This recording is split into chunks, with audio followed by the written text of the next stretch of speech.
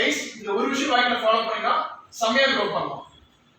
ஒரு திருக்குறள் இருக்கு which goes something like கேட்டார் பீக்கும் தகையவாய் கேளாரும் வேட்ப மொழிவதாம் சொல் அப்படின்னு திருவள்ளுவர் சொல்றாரு. ரொம்ப அழகான திருக்குறள் இது.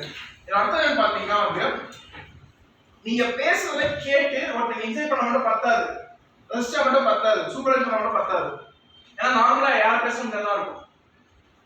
நீங்க பேசுறத மிஸ் பண்ணிருப்பாங்கல்ல, கேளாரும் நீங்க பேசுறத மிஸ் பண்ணவங்க வருத்தப்படணும், ஐயோ ஒரு ஸ்பீச் மிஸ் பண்ணிட்டேன்னு சொல்லிட்டு.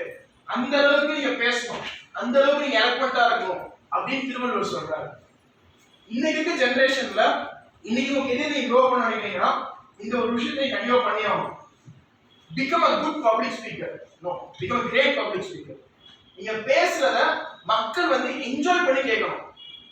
மக்கள் வந்து வருத்தப்படணும், மிஸ் பண்ணணும். நீங்க பேசலாம் வருத்தப்படணும், ஐயோ அவங்க பேசலையே எப்ப பேசுவாங்கன்னு சொல்லிட்டு. எப்பவும் போக வெயிட் பண்ணக்கூடாது, அவங்க போகக்கூடாதுன்ற அளவுக்கு வெயிட் பண்ணணும். அது நீங்க என்ன பண்ணணும் பாத்தீங்கன்னா ரொம்ப சிம்பிள் தான். நீங்க பேசுறதுல மொத்தம் 3 விஷயம் இருக்கணும்.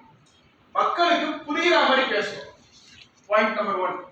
மக்களுக்கு பிடிச்ச மாதிரி பேசணும், பாயிண்ட் நம்பர் 2. மக்களுக்கு பிரயோஜனமா பேசணும், பாயிண்ட் நம்பர் 3. மக்களுக்கு புரியுற மாதிரி பேசணும், மக்களுக்கு பிடிச்ச மாதிரி பேசணும், மக்களுக்கு பிரயோஜனமா பேசணும். இந்த 3 விஷயம் உங்க ஸ்பீச் இருந்துச்சுக்கோங்க, டெஃபினட்டா மக்களுக்கு வந்து உங்க ஸ்பீச் மேல நல்ல ஆர்வம் வரும். கேட்டார் பீக்கும் தகையவாய் கேளாரும் வேட்ப மொழிவதாம் சொல்.